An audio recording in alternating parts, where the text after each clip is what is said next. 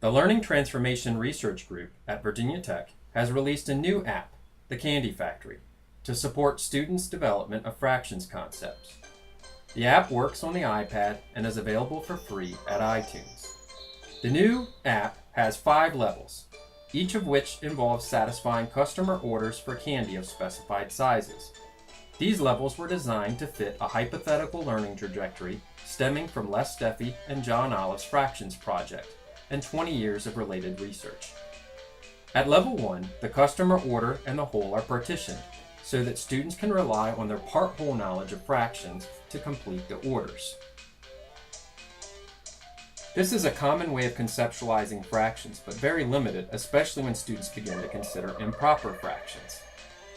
Note that m out of n makes no sense when m is greater than n. Steffi and Olive refer to this way of operating as the part-whole fraction scheme, and as the first scheme that students construct for conceptualizing fractions. At level 2, partitions are no longer visible in the whole, but the customer order is always a unit fraction. At this level, students can practice slicing the whole with finger swipes, and they begin to understand 1 over n as the unit fraction that fits into the whole n times. Treating unit fractions as iterable units marks the first level of progress in transcending part-whole conceptions of fractions. Students begin to understand unit fractions as sizes relative to the whole by determining how many times the unit fractional piece iterates within the whole. Steffi and Olive refer to this way of operating as the partitive unit fraction scheme.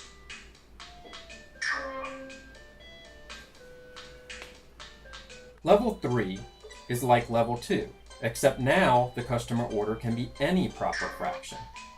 Students should begin to understand m over n as m copies of 1 over n, and as a size relative to the whole.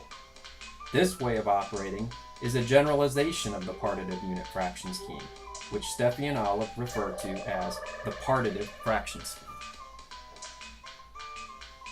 Notice that students have opportunities to make adjustments if their initial guesses don't produce the fraction of the right size. In this case, we adjust from 1/3 to 2/5.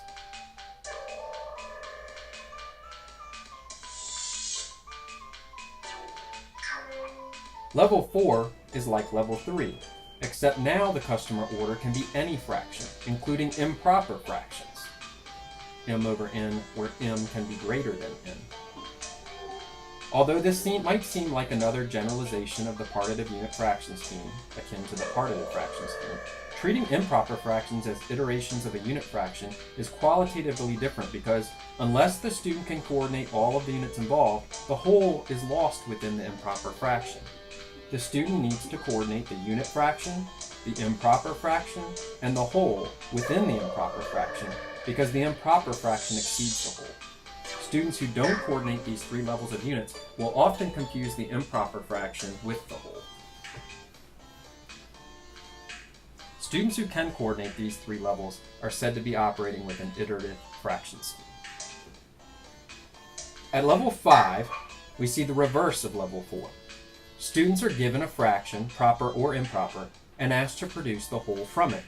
For example, given a piece that is m over n of the whole, students need to slice the given piece into m parts and make n copies of that piece. This way of operating is referred to as the reversible partitive fraction scheme. Here you see the Candy Factory and how it fits with these 5 levels in the hypothetical learning trajectory developed by Steffi and Olive.